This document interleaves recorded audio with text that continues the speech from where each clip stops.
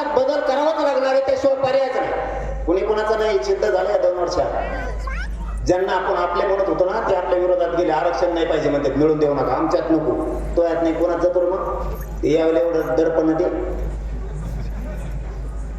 ते जास्त नाही बोलत. काल का बोलला जाऊन ते जास्त बोलत नाही, पण ते म्हणतात ते लई पातळी सोडून बोलत आहेत असं म्हणतो. खूप छान बोलत नाहीत ते पातळी सोडून बोलतात. म्हणजे तसंच असतं मग आपलं पातळ्या आणि फातळ्या काय नसतं आपल्यापेक्षा. हा तुला अडकडायचं मी सांगितलं, हिंदू आहे ना आपण, किती सोपं गणित आहे. हिंदू आहे, तुम्हाला हिंदू जगवायचा, हिंदू मोठा करायचा, आम्ही हिंदू आहे ना. आरक्षण देताना हिंदूच विरोध करतोय आम्हाला. आणि जे आमचा शत्रू आहे तो पाणी वाटतोय, केळं वाटतोय.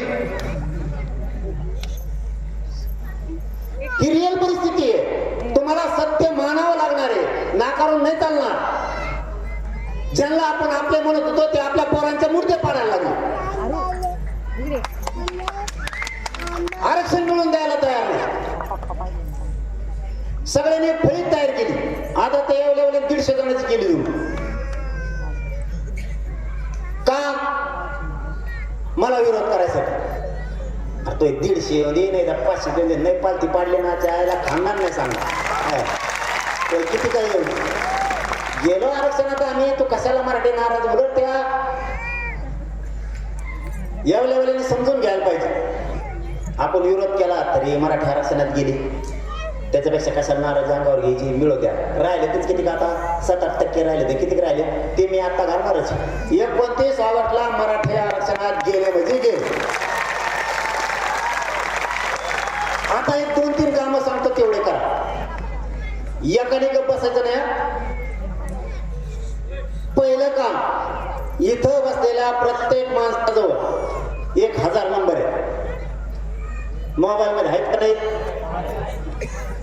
त्याच्यात 500 मराठीचे असतील. रोज एक दंगा उठवायचा. प्रत्येकाने फक्त फोन करायचे एकमेकाला, मी मुंबईत चाललोय, तू चल. किती सोपं गणित आहे.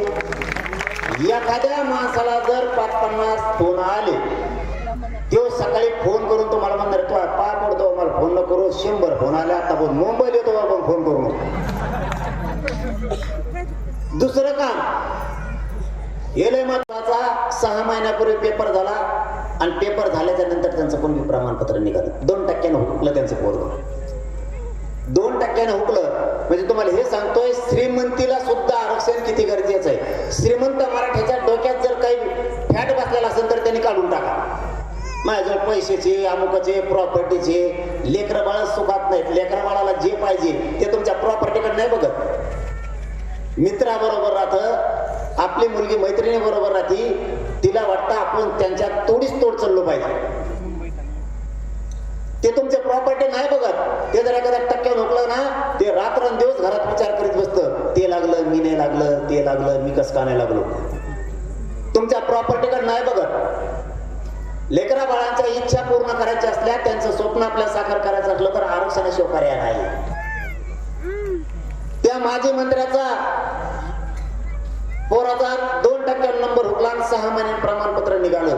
त्यांनी ते मार्क जोडले. 8 मार्क शिल्लक राहिले त्यांचं. ते उठलं नंतरवाली झालं. ते म्हणे हे प्रमाणपत्र जर 6 महिन्या आधी निघालं असतं, माझं लहान पोरग कलेक्टर झालं असतं. म्हणजे श्रीमंत सुद्धा डोळे उघडा. राजकारणाच्या येडापायी राजकीय नेत्याला सत्तेला मोठा मानण्यापेक्षा जातीला आणि जातीच्या पोरांना आधी मोठा माना, स्वतःच्या लेकराला आधी मोठा माना, तरच आपण सुधारणार. नाही तर नाही सुधारत. नाही तुम्हाला मानावेच लागणार आहे. कारण या युगात कुणी कुणाचं नाही. आपलं जर दुखायला लागलं, आपण जर आजारी पडलो, दवाखान्यात जर आपण गेलो, कोणता नेता आपल्या पाठीवर हात फिरायला येणार नाही, पण आपलं पोरगा किंवा पोरगीच आपल्या तोंडावर पाठीवर हात फिरायला येणार. मराठी ध्यानात ठेवा. म्हणून आधी लेकरं बाळ, आपलं समाजाने लेकरं बाळ मोठं करायचं बघा. इथं श्रीमंत मराठ्यांच्या डोक्यात काय हवासंद काढून टाका. प्रत्येक मराठ्यांचा मनातलं आपण काम करतो. गरीबाचे लेकर हजारात अधिकारी बनायला लागले आता, हजारात. मला वाटतं नांदेडचं पोरग, काय नाव आहे त्याचं, कलेक्टर झाला आता 2-3 दिवसापूर्वी, कुणबीत ओबीसीतून. तुमच्या घरात तुम्ही श्रीमंत असाल, तुम्ही गरीब असाल, तुमच्या दारापुढं गाडी लागली पाहिजे लाल दिव्याची, सन्मान वाटणार आहे. कॉलर टाईट करून चालणार तुम्ही रस्त्याने, कॉलर टाईट करून. तुमची मुलगी लाल दिव्यातून आली, तुमचा मुलगा आला, PSI झाला, तहसीलदार झाला, इंजिनियर झाला, MBBS ला गेलंय, BHMS ला गेलंय, MD झालंय. आपले पोरं हुशार असून सुद्धा जे पद मिळवायचे ते आरक्षणामुळे नाही मिळू शकत. आपण पडू द्या तुमच्या गाडीवरती महाराष्ट्र शासन नाव, भारत सरकार नाव, काय तुम्ही एवढं आमचं लेकरा बाळाचं वाटोळ बघत असाल तर मी नाही सोडू शकत. या झालटा गावात जर तुमचा सातबार असेल तर तुम्हाला जमीन दिलीच पाहिजे या मताचा मी. कोणत्या ओबीसीचं मागत नाहीत, कोणाचं नको आम्हाला. आमचा जो हक्क आहे ते उत्तर द्या. सरकारी दस्तावेज आहे, गॅजेटियर म्हणजे सरकारी दस्तावेज, काय अडचण आहे तुम्हाला द्यायला?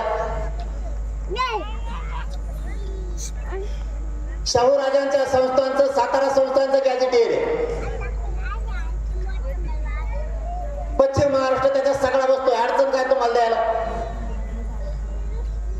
बॉम्बे गव्हर्नमेंटचं द्यायला तुम्हाला हरकत काय? कारण त्यावेळेचे शासक सुद्धा तेच होते. कोणाचा काय व्यवसाय आहे, कोण काय करतं याचा सगळा लेखाजोखा त्यांनी ठेवला होता. अडचण काय? तुम्ही असून जर देणार नसलात तर मग अवघड. याचा अर्थ असा होतो जाणून बुजून आपल्या लेकरा बाळाचं वाटोळ करायला ते निघाले. याचा अर्थ दुसरा होत नाही. आता तुम्ही आणि आपण ठरवायचं, वाटोळ होऊन द्यायचं का आरक्षण आणायचं.